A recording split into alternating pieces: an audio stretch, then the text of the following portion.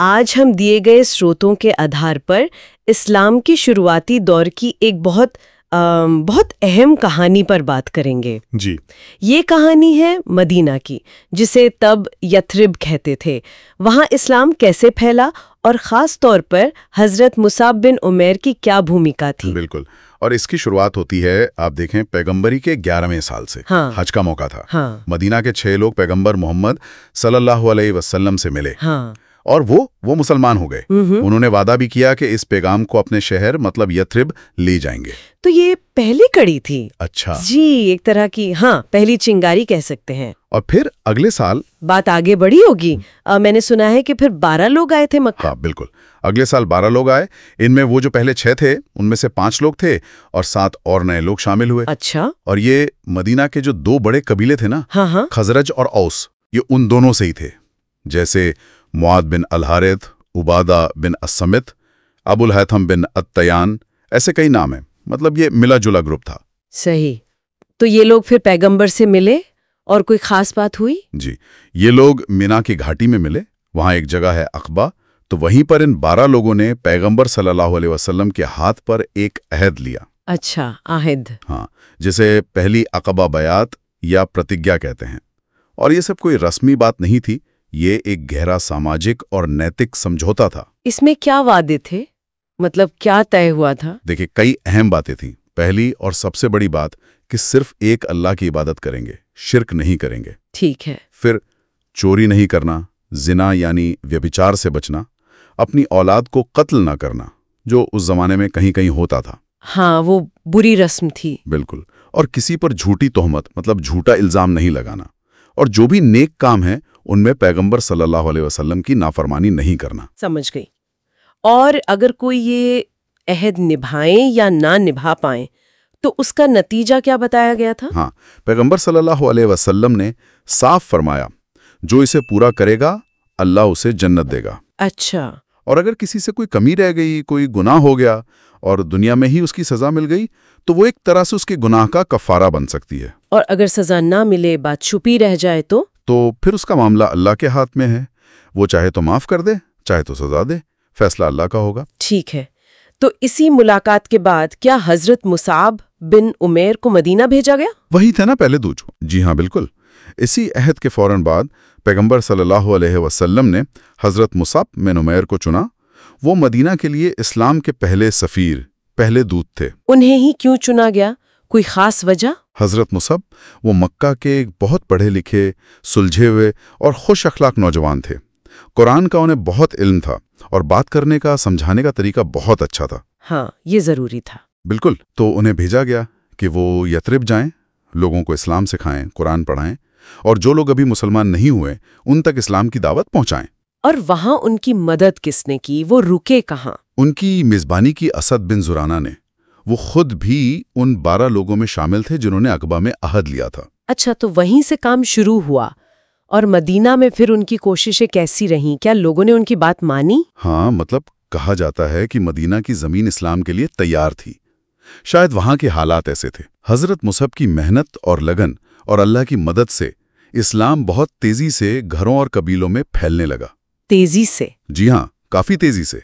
लेकिन एक वाकया ऐसा हुआ जिसने जैसे बाजी ही पलट दी। एक टर्निंग पॉइंट था वो। ओह, कौन सा वाकया था वो? कुछ खास हुआ? हाँ, हुआ ये कि हजरत मुसाब और असद बिन जुरारा एक दिन बनी अब्दल अशहाल और बनी जफर कबीलों के इलाके में दावत दे रहे थे। ठीक है। अब इन कबीलों के जो सरदार थे, बड़े असर वाले लोग, साद बिन मुआद और उसैद बिन हुजैर, उन्हें जब पता चला तो उसैद बिन हुजैर को बहुत गुस्सा आया। गुस्सा क्यों? उन्हें लगा कि ये बाहर से आए लोग उनके कबीले वालों को, खासकर कमजोर लोगों को बहका रहे हैं, उनके बाप दादा का दीन छुड़वा रहे हैं। तो वो भाला लेके गुस्से में वहां पहुंच गए। अरे, तो माहौल तो बिगड़ गया होगा फिर।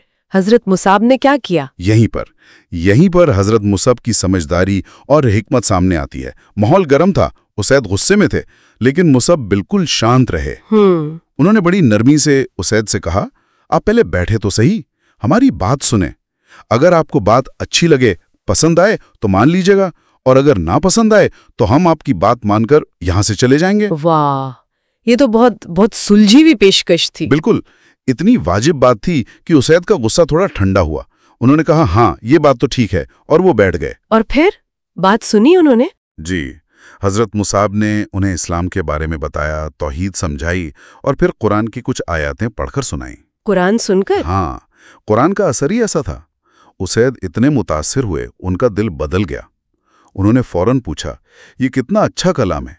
अच्छा, अगर किसी को इस दीन में आना हो तो क्या करना होता है? और उन्होंने तरीका बताया? जी, बताया कि गुस्ल यानी नहाना होता है, साफ कपड़े पहनने होते हैं, फिर शहादत यानी गवाही देनी होती है कि अल्लाह एक है और मोहम्मद उसके रसूल हैं, और फिर 2 रकत नमाज पढ़नी होती है। तो उसैद ने वहीं पर ये सब किया और मुसलमान हो गए। सुभान अल्लाह, ये तो बहुत बड़ी कामयाबी थी, एक सरदार का ईमान ले आना। हाँ, लेकिन बात यही नहीं रुकी। अच्छा, और भी कुछ हुआ? उसैद ने कहा, मेरे पीछे एक और आदमी है, साद बिन मुआद।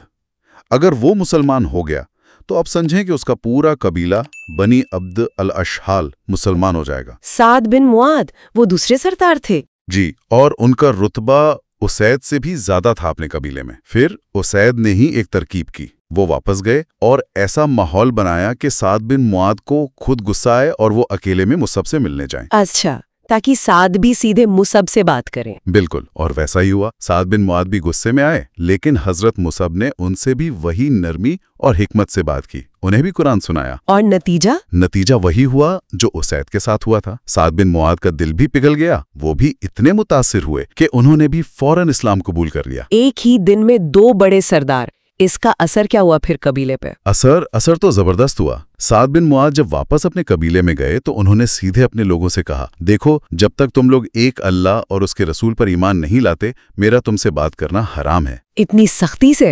हाँ, उनका मकाम ही ऐसा था। लोग उनकी इतनी इज्जत करते थे, उनकी बात इतनी मानते थे कि उसी शाम तक सूरज डूबने से पहले उनके कबीले का लगभग हर मर्द और औरत मुसलमान हो गया था। लगभग हर कोई? मतलब कुछ रह गए थे? हाँ, बस एक आदमी थे, अल उसैरिम। वो उस दिन मुसलमान नहीं हुए, लेकिन उनकी कहानी भी बड़ी अजीब और दिलचस्प है। वो क्या? वो बाद में ओहुद की जंग के दिन मुसलमान हुए, फौरन जंग में कूद पड़े, लड़े और शहीद हो गए, इससे पहले कि वो एक वक्त की नमाज भी पढ़ पाते। ओह, तो उनके बारे में पैगंबर ने कुछ कहा?